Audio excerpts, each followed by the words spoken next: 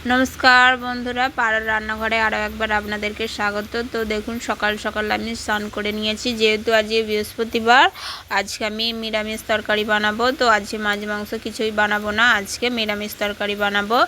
तो चलुन रान्नाघरे जाई आर देखी आजके निरामिष कि बानानो जाय। तो देखुन आमी एखाने आजके ढेঁড়স निয়েছি, ঢেঁড়সগুলো দেখুন একটু বড় বড় করে কেটে নিয়েছি। আজকে ঢেঁড়স আলুর নিরামিষ তরকারি বানাবো। এই তরকারিটা এত সুন্দর হয়, এত স্বাদ হয়, একটা তরকারি দিয়েই ভাত খাওয়া হয়ে যাবে। তো দেখুন ঢেঁড়সগুলো একদম নরম কচি কচি রয়েছে, ছোট্ট ছোট্ট দানা। তো ঢেঁড়সগুলো অবশ্যই এখানে একদম নরম ঢেঁড়স লাগবে, পাকা ঢেঁড়স হলে হবে না, একদম নরম কচি কচি ঢেঁড়স। আর এখানে নিয়েছি আলু, আলুগুলো মোটা মোটা করে কেটে নিয়েছি, ধুয়ে পরিষ্কার করে নিয়েছি দেখুন। আর ঢেঁড়সগুলো তো একটু লম্বা করে মোটা বড় করে কেটেছি, আর আলুগুলো একটু মোটা মোটা করে কেটে নিয়েছি। আর এখানে বলে রাখি ঢেঁড়সগুলো রান্না করার অন্তত আধ ঘন্টা আগে ভালো করে ধুয়ে পরিষ্কার করে রেখে দেবেন, যাতে ঢেঁড়স থেকে জলটা ঝরে যায়। যেহেতু ঢেঁড়সের একটু হ্যাড়হ্যাড়ে ভাব রয়েছে, সঙ্গে সঙ্গে ধুলে কিন্তু জলটা ভালো করে ঝরবে না, তাই আধ ঘন্টা আগে ভালো করে ধুয়ে রাখবেন, রান্না করার আধ ঘন্টা আগে। তো আমি আধ ঘন্টা আগে ধুয়ে এই যে ঢেঁড়সটা রেখেছি দেখুন, একটুও জল লেগে নেই, আর একদম নরম কচি ঢেঁড়স নিয়েছি, আর একটু বড় বড় করে কেটেছি। এই তরকারিটা একটু বড় বড় করে কাটলে ঢেঁড়সটা দেখতে ভালো লাগবে, এবার খেতেও ভালো লাগবে। তো চলুন ঢেঁড়সটা এবার রান্না করব। আর এতে খুব বেশি মশলা দেব না, অল্প মশলা, একদম নামমাত্রা মশলা দিলেই হবে। তো চলুন এবার রান্না বসাবো। ঢেঁড়সগুলো অবশ্যই আগে আধ ঘন্টা আগে ধুয়ে পরিষ্কার করে রেখে দেবেন। তো এখানে আমি কড়া বসিয়েছি, এবার উনুনটাকে ধরিয়ে নেব।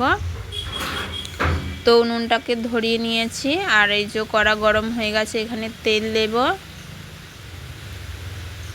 2 চামচের মতো তেল দিলাম। এতে এবার অল্প একটু হলুদ গুঁড়ো দেব, হলুদ গুঁড়ো দিয়ে আলুগুলো প্রথমে ভেজে নেব। হলুদ গুঁড়ো দিলাম, আর এই যে এবার দেব ধুয়ে রাখা আলু। তো দেখুন এখানে এই যে ধুয়ে জল ঝরিয়ে রাখা আলুগুলো দিয়েছি। এবার আলুগুলোকে একটু ভালো করে ভেজে নেব, একদম খুব বেশি লাল লাল করব না, মোটামুটি ভাবে ভেজে নেব আলুগুলো। তো দেখুন আলুগুলো আমি এই অবস্থায় ভেজে নিয়েছি। তো দেখুন আলুগুলো এই যে ভালো করে ভাজা হয়ে গেছে, আর এর থেকে আর বেশি লাল করব না। আপনারা চাইলে কিন্তু একবারে লাল লাল করতে পারেন। তো আমি এই একটু হালকা লাল লাল করেছি। তো আলুগুলোকে এবার আমি তুলে নেব। দেখুন এইভাবে আমি আলুগুলো ভেজেছি, আলুগুলো থেকে যে একটা ভাজার গন্ধ বেরোয়, ওই অবস্থায় আলুগুলো ভাজা। তো দেখুন এই যে এরকমভাবে ভেজেছি। তো এরপর আমি আবারও কড়াই সর্ষের তেল দেব, আবারও খানিকটা সর্ষের তেল দিলাম। এবারে দেব তেলের মধ্যে 2টো শুকনো লঙ্কা আর অল্প একটু পাঁচফোড়ন। এইটাই হলো মেন মশলা হচ্ছে নিরামিষ তরকারিটার। এই পাঁচফোড়নটার জন্য তরকারিটার কিন্তু একটা আলাদা গন্ধ বেরাবে, সেটা খুব ভালো লাগবে। আর ঝালের জন্য এই যে দিয়েছি 2টো শুকনো লঙ্কা। এতে আমি গুঁড়ো লঙ্কা বা আদা রসুন পেঁয়াজ কিছুই ব্যবহার করব না। তো এবার ঢেঁড়সগুলো দিয়ে দেবো, আর ঢেঁড়সগুলোকেও আমি ভেজে নেব। যতক্ষণ না ঢেঁড়স থেকে একটা ভাজা সেন্ট বেরোচ্ছে ততক্ষণ পর্যন্ত আমি ঢেঁড়সগুলোকে ভেজে নেব।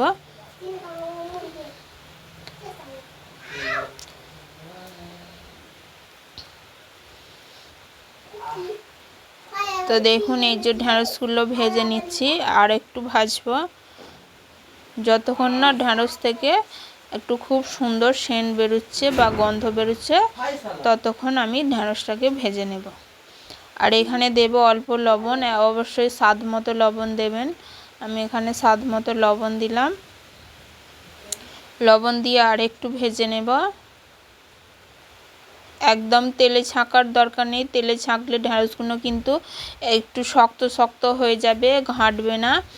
তাই হচ্ছে হালকা ভাব বা গন্ধ আসা, ভাজা গন্ধ আসা পর্যন্ত ঢেঁড়সগুলো ভেজে নিতে হবে।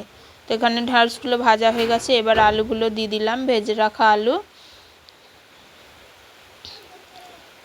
দেখুন ভেজে রাখা আলু দিয়ে বেশ খানিকক্ষণ আরেকটু নাড়বো। আর এর মধ্যে আমি এবার দেব হলুদ গুঁড়ো। এই যে দিলাম অল্প হলুদ গুঁড়ো। তো আমি যেইভাবে রান্না করছি আপনারা যদি এইভাবে রান্না করেন অবশ্যই রান্নাটা খুব সুন্দর হবে আর দারুণ লাগবে খেতে। একবার না বানালে আপনারা বিশ্বাস করতে পারবেন না, অবশ্যই বাড়িতে বানিয়ে খাবেন। তো এখানে আমি হলুদ দিয়েছি আর একটু নেড়ে নিয়েছি। এবার আমি জল দেব। আর এই নিরামিষ তরকারিটাই কিন্তু ঝোল রাখলে ভালো লাগবে না, তো এটা একটু গা মাখা হবে। তো জল দিয়েছি, দিয়ে এবার ভালো করে ঢাকা দিয়ে আলু আর ঢেঁড়স ভালো করে সিদ্ধ করে নেব। আলুটা দেখুন হয়ে গেছে, 50% সিদ্ধ হয়েই রয়েছে ভাজার সময়। তো এবার চাপা দিয়ে দিচ্ছি। এবার ভালো করে আলু আর ঢেঁড়স সিদ্ধ করে নেব। তো দেখুন এবার আমি চাপাটা খুলে নেব। এর মধ্যে আমি কিন্তু কিছুই মশলা দিইনি, তখনই যা দিয়েছিলাম অল্প হলুদ গুঁড়ো আর লঙ্কা পাঁচফোড়ন, এই হচ্ছে মশলা। তো দেখুন এই যে ঢেঁড়স আলু ভালো করে এই যে সিদ্ধ হয়ে গেছে। আর অবশ্যই ঢেঁড়সগুলোকে একটু ঘেঁটে দিতে হবে, না হলে কিন্তু ভালো লাগবে না। আলু সিদ্ধ হয়ে গেছে ভালোভাবে। আর ঢেঁড়সগুলোকে আমি খুন্তি দিয়ে ভালো করে একটু ঘেঁটে দেব। ঘেঁটে দিলে এটা দেখতে ভালো লাগবে আর ঢেঁড়সের মধ্যে মশলাটাও হচ্ছে মিশে যাবে, ভালো লাগবে। তো খুন্তি দিয়ে অবশ্যই ঢেঁড়সগুলোকে একটু ঘেঁটে দিতে হবে। এই যে আমি ঘেঁটে দিচ্ছি। এইভাবে খুন্তি করে ভালো করে আমি ঘেঁটে দেব। ঢেঁড়সগুলো কিন্তু নরম হয়ে গেছে, আর খুব বেশি ভাজলে কিন্তু শক্ত হয়ে যাবে, তাই হালকা ভাজবেন। তো আমি ভালো করে এই জন্য এরকমভাবে ঘেঁটে নাড়িয়ে খুন্তি করে ঘেঁটে দেব ঢেঁড়সগুলোকে। তো দেখুন এই যে ঘেঁটে দিয়েছি, আর 2-4টে আলুও ভেঙে দেবো। ঢেঁড়সগুলোকেও ভালো করে ঘেঁটে দেবো আবারও। আর এখানে লবণটা আপনারা অবশ্যই দেখে নেবেন। তো আমার আঞ্জাতে ঠিকই আছে, লবণ আর লাগবে না। আর দেখুন কতটা সুন্দর লাগছে, দেখতেও যতটা সুন্দর লাগছে খেতেও খুব সুন্দর লাগবে। অবশ্যই আপনারা আমার মতো টিপস ফলো করে রান্না করলে অবশ্যই খুব সুন্দর লাগবে। দেখুন আমি ঢেঁড়সগুলোকে এই যে খুন্তি করে ভেঙে দিচ্ছি।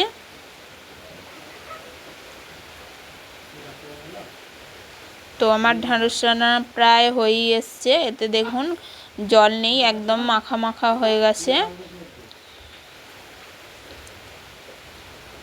খুব বেশি এতে ঝোল রাখলে ভাল লাগবে না, এরকম গা মাখা করলে খেতে ভালো লাগবে। আর দেখতেও দেখুন কতটা সুন্দর লাগছে।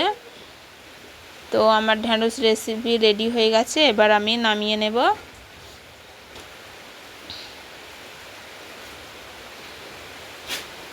ঢেলে নিচ্ছি দেখুন। আর কতটা সুন্দর লাগছে দেখুন, দেখতে যতটা সুন্দর লাগছে খেতেও কিন্তু অসাধারণ লাগবে। তো প্লিজ বন্ধুরা আপনারা অবশ্যই বাড়িতে বানিয়ে খাবেন, আর ভালো লাগলে একটা লাইক একটা কমেন্ট করবেন। তো আজকের মতো এখানেই রাখলাম। সবাই ভালো থাকবেন, সুস্থ থাকবেন। দেখা হবে আবার কোনো অন্য এক রেসিপিতে। তো অবশ্যই এটা বানিয়ে খাবেন। সবাই ভালো থাকবেন, সুস্থ থাকবেন।